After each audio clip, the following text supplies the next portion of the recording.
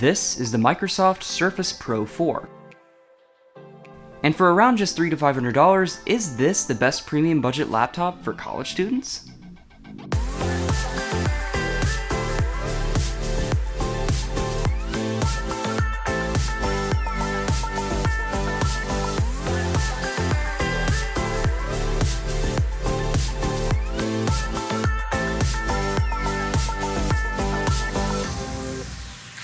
What's up guys, Brady here, and today I'm going to be talking about my favorite daily college laptop that has completely replaced my 13-inch MacBook Pro.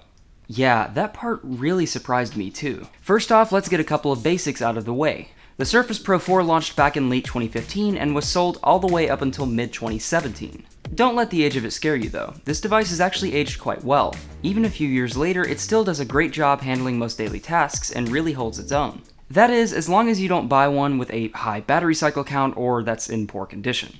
Back in 2015, it started at a price of $899, which got you a Core M3 processor and 128 gigs of storage, paired with 4 gigabytes of RAM. For the love of God, please don't buy a Core M3 Surface Pro in 2020. But if you do, good luck running those Chrome tabs. But if you bumped it up an additional $100, you got a fairly respectable 6th generation Core i5. It could also be configured with up to a dual-core i7, 16GB of RAM, and up to 1TB of SSD storage. There's no denying it, the cost of entry was high. Way too expensive in my opinion, even for 2015. However, these laptops can be had for less than half of that in many cases these days, so it's really not something to worry about too much. In fact, if you keep your eyes peeled, you can find amazing deals on these on occasion. My Surface Pro 4 happens to be one of those higher-end Core i7 models with 16GB of RAM and 256GB of onboard SSD storage. I've also got a 256GB card in the micro SD slot under the kickstand, so I effectively have 512GB of storage available at my disposal. Here's the crazy thing about it though.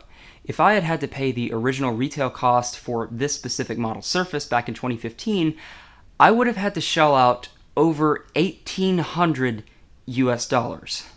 Yeah, that's a lot.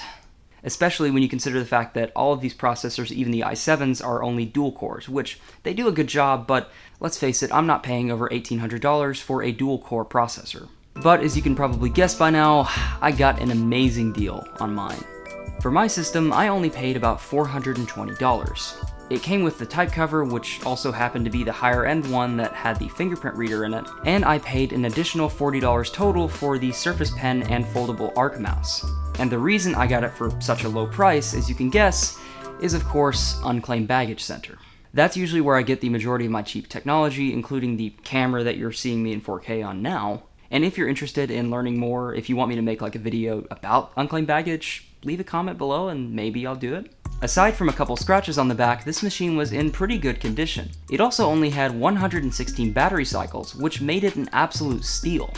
The 12.3-inch display features a resolution of 2736 by 1824 with a pixel per inch count of 267.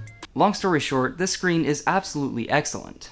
The colors are both vivid and accurate, and it's plenty sharp not to worry about any minor pixel peeping.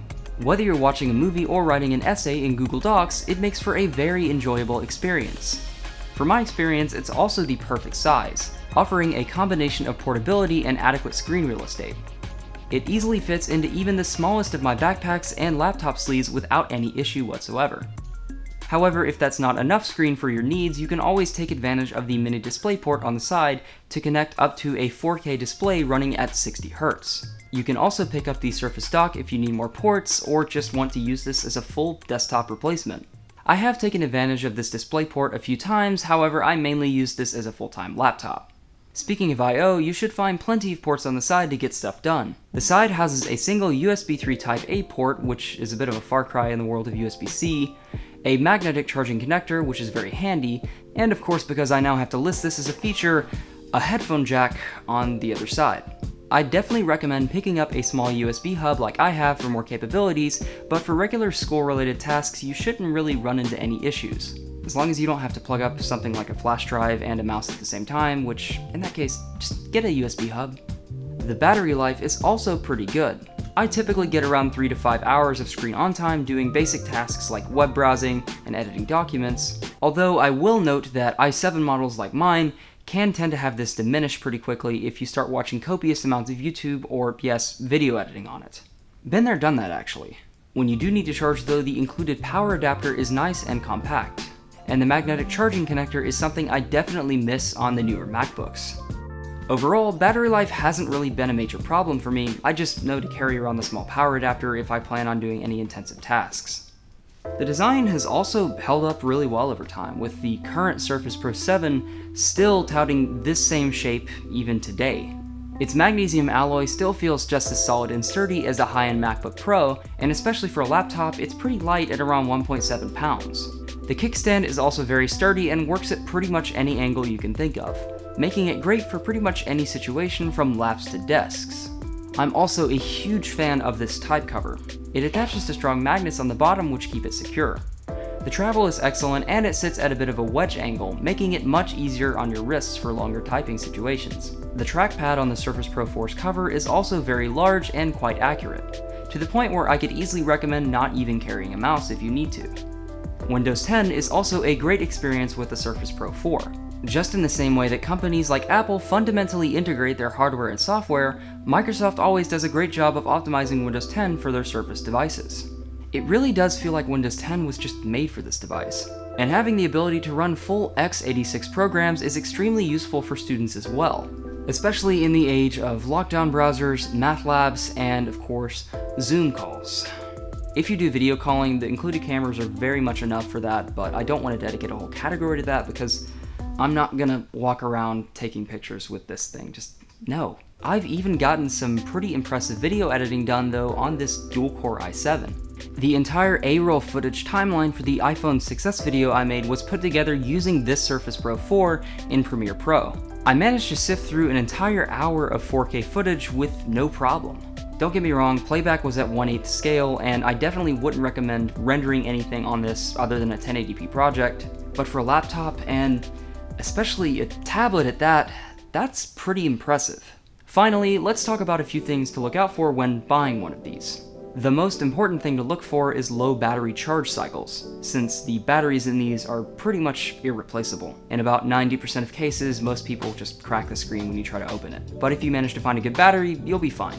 Also, definitely get a type cover if it doesn't come with one.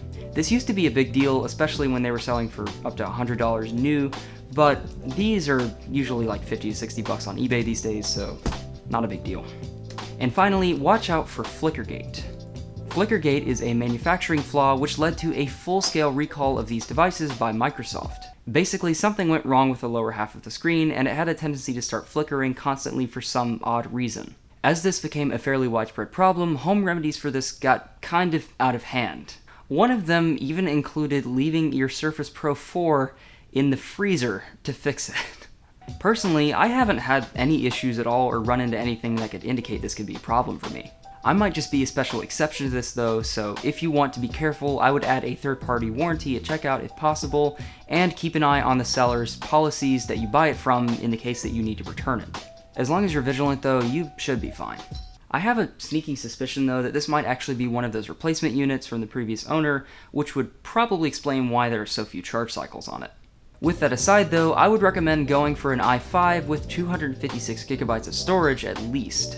Also, try to score one with 8 gigabytes of RAM because, yeah, Chrome tabs. Oh, and definitely go for the pen.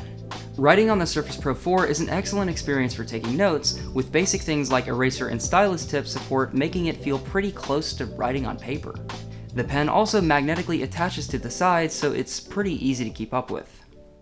So with all of that in mind, should you buy a Surface Pro 4 in 2020? In my opinion, yes. If you're looking for a great laptop replacement for college, the portability and flexibility of the Surface Pro 4 is still nearly unparalleled in this price bracket. It still beats out newer low-end plastic PCs and Chromebooks any day. And as long as you can find one in pretty good condition without Flickergate and don't punch your screen, it still offers a great value for those on a low to middle ground budget. Just don't pay more than $500. At that point, you're honestly better off looking at more of the recent or refurbished offerings from Microsoft. But for just $420, I really couldn't have asked for a more flexible, powerful college laptop with very little compromise. Alright guys, that is going to do it for today's video. Hey guys, Future Brady here. Recently I got so busy with moving into my new apartment and summer classes that I forgot to add in a bit here about my brand new subreddit r/clipplaytv. If you've been watching me for a while, then you probably know that it's my policy generally to respond to as many comments as I can. Like literally, I have push notifications from YouTube Studio on my phone at all times. And that's where the idea for this new subreddit came from. r/clipplaytv is a place where you can leave comments, suggestions for new videos, topics to look into, make fun of the way I say 20, and just in general, it's a great way to get in touch with each other and me more directly.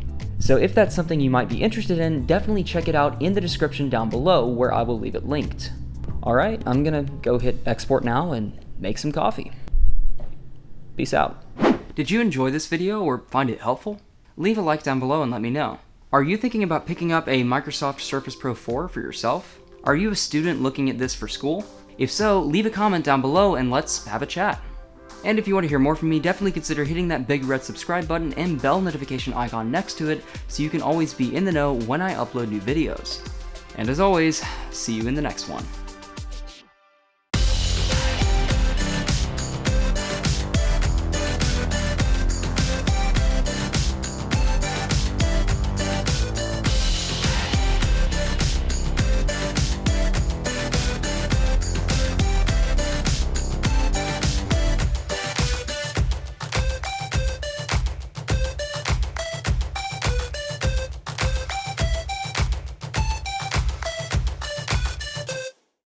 This production was shot in the Shoals.